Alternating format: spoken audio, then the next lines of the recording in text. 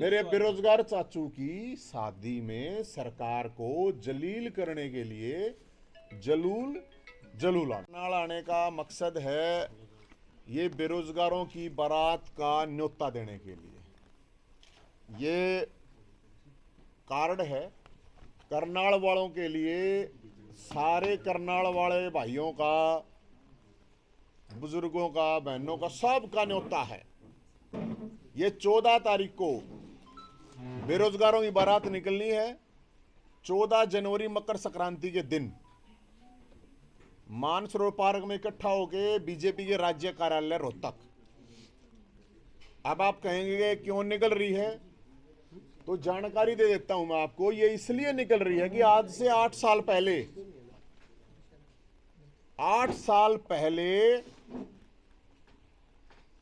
ओम प्रकाश धनखड़ साहब ने बयान दिया था कि बीजेपी की सरकार बनवा दो, सबके ब्याह करवा दूंगा। बहुत ज्यादा कुंवारे हैं, मतलब हरियाणवी में उसको रंडे कह देते हैं, गांव के साथ साथ बहुत ज्यादा हैं। नौकरी भी दिलवा दूंगा। तो भाई ना तो नौकरी मिली, 5 लाख पद खाली पड़े हैं, 20 लाख बेरोजगार धक्के खा रहे हैं। तो इस बारात का आयोजन करा है। ये प्रोग्राम है बाती। इसमें जो है ना गूंगे विपक्ष को रखा गया बाती। ये बाती हैं, आओगे नहीं आओगे हमने नहीं बेरा, लेकिन मर्जी है, क्योंकि जो सरकार की लड़की है वो है नौकरी, वो है जनता की समस्याओं का समाधान। अब ये किस टाइम देंगे ये तो देखना पड़ेगा। फिर वो जैसे बच्चा नहीं कहता बेरोजगार की रांडे की शादी में सरकार को जलील करने जलूल जलूल आना। एक बार दोबारा बोलिए। बेरोजगारों की शादी में जैसे बच्चा नहीं बोलता, कार्ड पर छपा नहीं होता है, तो ये कह रहा है मेरे चाचा कह लो भाई, मेरे चाचू की, मेरे बेरोजगार चाचू की शादी में सरकार को जलील करने के लिए जलूल जलूल आना। फिर देखो, हमने इस शादी में कोई दहेज की मांग नहीं करी है।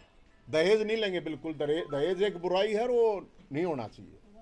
लेकिन मानतान होती है, अपने हरियाणा में आप लोगों को भी पता होगा, मानतान के लिए तो फिर लठ भी बाज जा रहा है कई बार।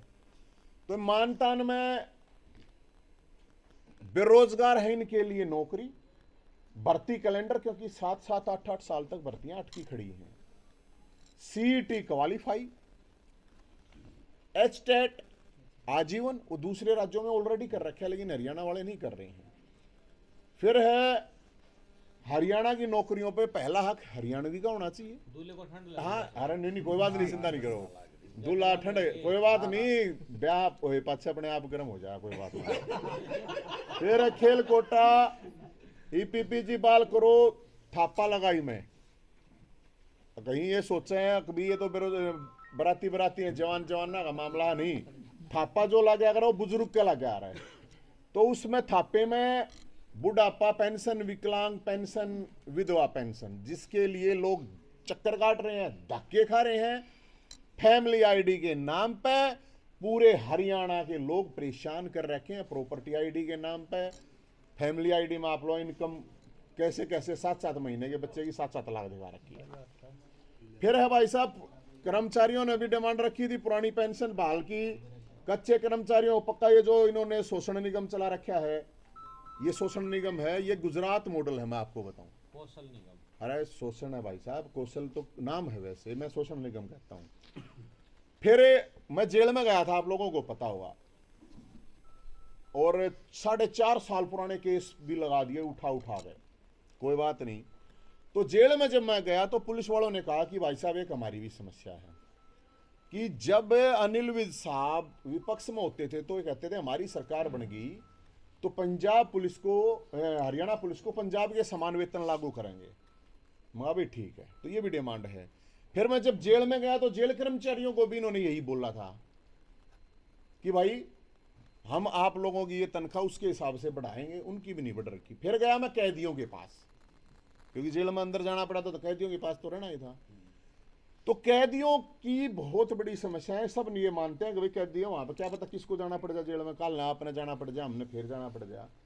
तो जो कैदी हैं, राष्ट्रपति जी ने भी, सुप्रीम कोर्ट ने भी ये कहा कि वहां पे बहुत से कैदी वैसे डाल रखे हैं, निर्दोष लोग हैं, और मैं खुद देख के आया हूँ। इस सिस्टम के मारे हुए लोग वहाँ पे पड़े हुए हैं, झूठे साचे के सामने पता नहीं किस किस तरह से। ना उनको टाइम पे पैरोल मिलती है, 40 डे पैरोल टाइम होता है। कोरोना में बाहर निकाल दिया, अब कोरोना में उनकी वो ड्यूटी सजा उसमें जोड़ी नहीं। और सबसे बड़ी मानवता तो होनी चाहिए थोड़ी बहुत है। गर्म पानी नेताओं को खाने पीने धोने सब गर्म पानी सर्दी में यूज करते हैं, लेकिन वहां नहाने तक के लिए गर्म पानी नहीं है भाई साहब, क्योंकि वहां पे तो भी सारा दिन है।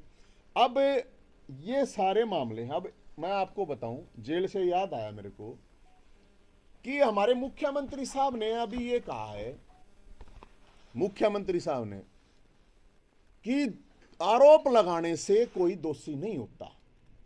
एक खेल मंत्री के ऊपर छोरी छेड़ने का आरोप है, और उन धाराओं में एक उसमें गैर जमानती धाराएं हैं, जिन धाराओं के अंदर 7 साल तक की सजा है। मैं जिस केस में अंदर डाला गया उसमें किसी में भी 2 से 3 साल से ज्यादा की सजा भी नहीं है। मेरे लिए तो पूरी छापामारी, पूरी पुलिस लगा दी कि जैसे कि पता नहीं क्या कर दिया। लेकिन मुख्यमंत्री छोरी छेड़ खेल मंत्री को, मैंने एक के बात की, नार्को टेस्ट कराओ दोनों का। भाई अगर लड़की झूठ बोल रही है तो लड़की को डालो झूठा, अगर आरोप लगा रही तो उसको जेल में डाल दो। लेकिन पता तो चला, जब मुख्यमंत्री खुद डिफेंड कर रहा है कि आरोप लगाने से कोई दोषी, तो जेल है 80% लोग तो आरोप हैं, वो दोषी थोड़ी हैं, आरोप ही लगे हैं, उसके दौरान ही अंदर गए हुए हैं जेलों में। तो मुख्यमंत्री साहब ये करें। और अभी जो पता, देखो गजब की बात ये देखो कि ऐसे फद्दू काट रहे हैं कि बोले यार रिजाइन ले लिया, कुछ नहीं, वो रिजाइन नहीं ले रखा है। क्या वही धाराएं किसी आम इंसान के ऊपर लगती तो क्या पुलिस उसको छोड़ देती? क्या अभी तक जेल में नहीं होना चाहिए था? क्या ये लड़की खट्टर साहब की अगर सीएम साहब की रिश्तेदार होती और ये आरोप नवीन जैद पे लगा देती, तो क्या नवीन जैद बाहर होता या जेल के अंदर होता?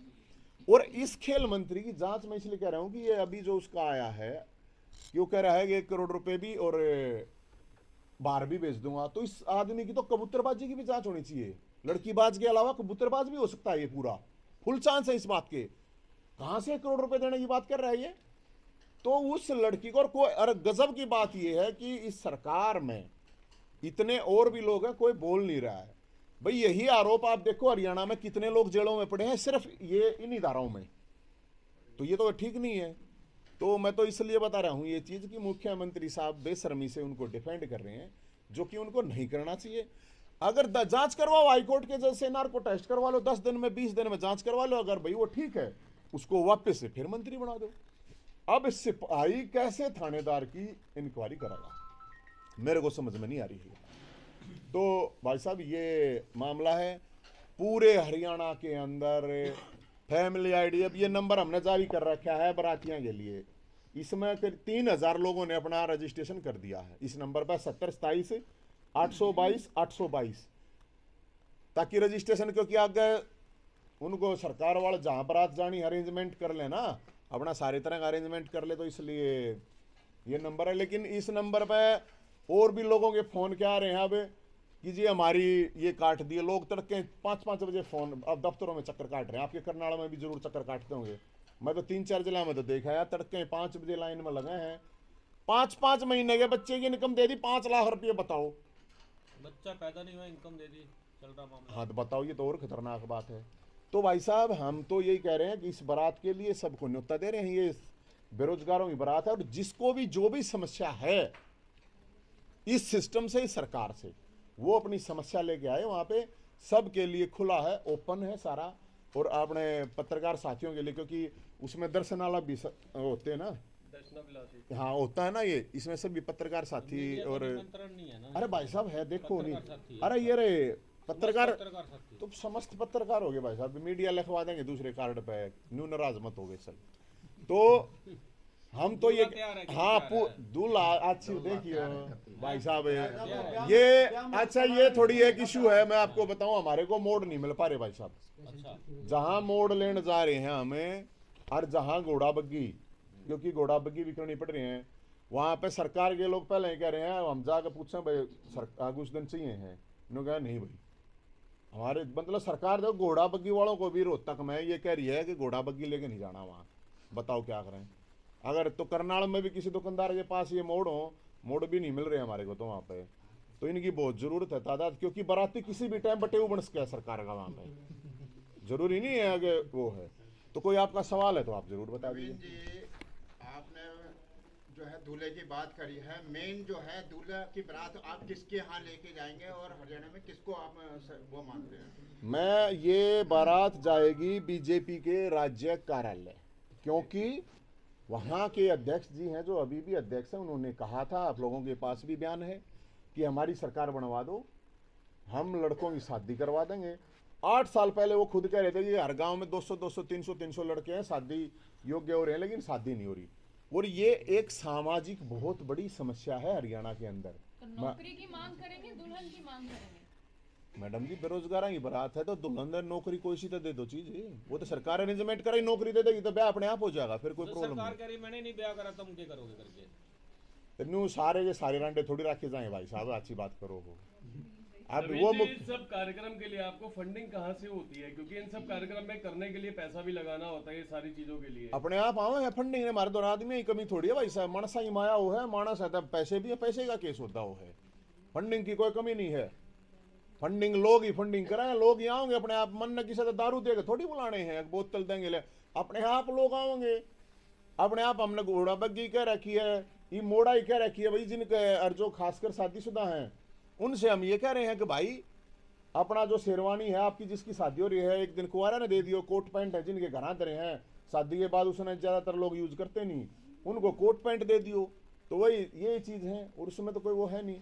और फंडिंग की ये बात, ये अनूप संधू बैठे, बिंदल साहब बैठे, जिलेराम बैठे, नरवाल साहब बैठे, ये सारे ठीक से अब करना वाला था, आड़े तो जो बराती जाओगे उनकी ये कर देंगे। और बताओ नवीन जी, आप बेरोजगारों की बात कर रहे थे, लेकिन बेरोजगार जो है, बेरोजगार सरकार से ही बेरोजगारी भत्ता जो ले रहे हैं, कौन ले रहा है?